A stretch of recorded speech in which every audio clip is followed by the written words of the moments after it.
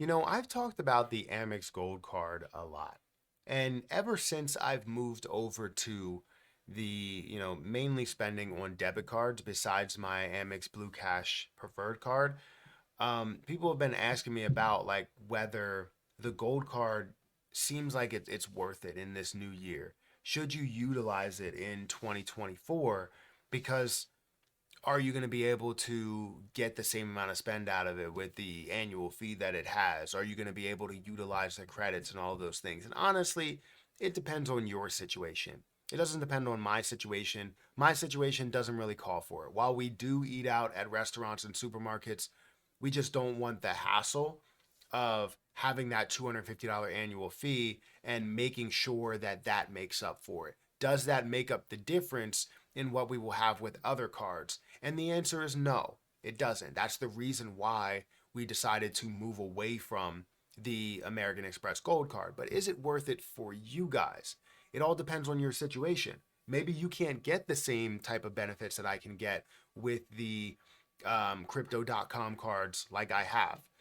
But maybe you can get these benefits with the American Express Gold Card. So we're gonna go into this. We're gonna break this down and basically hopefully break down your situation. But again, I don't know you watching. I don't know exactly what your situation is, but hopefully we can apply it to what you do there. So guys, hit that like button, hit that subscribe button, hit the notification bell for more of these videos.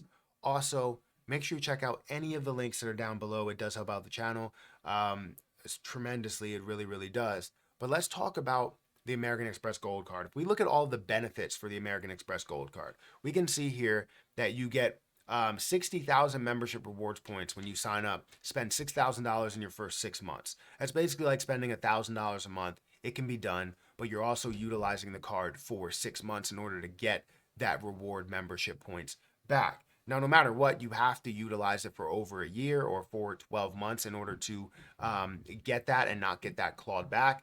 In my case, I was using it for 15 months and they still ended up clawing it back for the platinum card.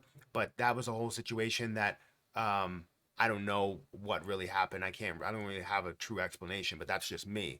And maybe that's a reason why I'm just like, I should be done with kind of everything related to Amex because it seems like I've only gotten like two bonuses from any of the cards that I've had, and some of the bigger cards I haven't had those. But that's a situation, that's my situation, right? So is it worth it for you? 60,000 membership rewards points could be massive for you, whether you want to use it on regular spending or whether you want to use it on actual travel. It will be beneficial for you and your situation, right? It could be extra Christmas gifts. It could be extra gifts for a birthday. It could be, a flight that you take somewhere, or you have a wedding to go to and now you can stay in a hotel and, whatever, right? You have now that ability to utilize those points, which seemingly will be free because while you do pay $250 up front, you have about $600+ that you can use towards spending. So honestly, you gain that money back in the end. However, fast forward to the second year, it's past the trial run. Now you have to make up for that cost to the second year. So let's, like I said, skip forward to the second year and get there. We have 4 times membership rewards points on restaurants, 4 times at supermarkets, 3 times for flights, 1 times for all other purchases. Now, with this, you also get 2 credits, which are technically dining credits. You get one $120 dining credit as well as a $120 Uber cash credit, which you can use for Uber Eats, you can use for Uber, and it could be a travel as well as a dining credit for you, as well as seeing the dining credit that you use $10 increments for 12 months. Same thing goes for the $120 Uber credit. So you're getting $240 worth of credits if you can utilize that. However, as you utilize it, you also have to spend money on top of that because nothing is going to cost you $10 as you do make those purchases. Unless you truly do buy only things that cost $10 at Shake Shack or whatever with Grubhub, you're gonna have to pay a tip and all these other types of things, right?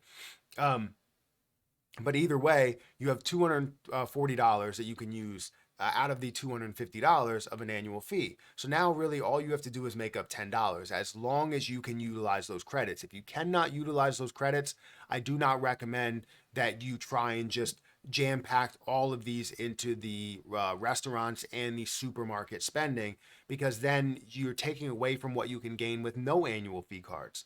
And that's the whole reason why I decided to do that, is because 4 times at restaurants, well, I can get 3 times with other cards, right? So if I can get 3 times somewhere else or 3% back, that's really only 1% of a difference. And that's with a $0 annual fee. As well as looking at supermarkets, there's a free card that Amex offers that you'll end up getting 3% at supermarkets, up to $6,000, but 3% nonetheless. And then you could also see other cards like the Discover It, the Chase Freedom Flex as well. And you can end up getting, 5% on a given quarter.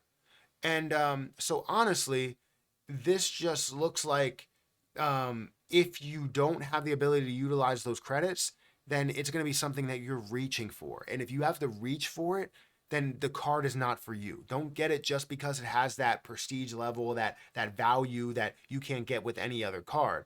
You want to utilize it because you're truly getting value from it and not just spending $250 to have a metal card. So honestly, that's really where I stand. For me, I get more value out of the crypto.com cards because I said it was 3.75%. It's actually 3.5%, but I get 3.5% with those cards that are debit cards. So why go for a Forex card when I get 3.5%? And as time goes on, I can move up to 4% or even 5%.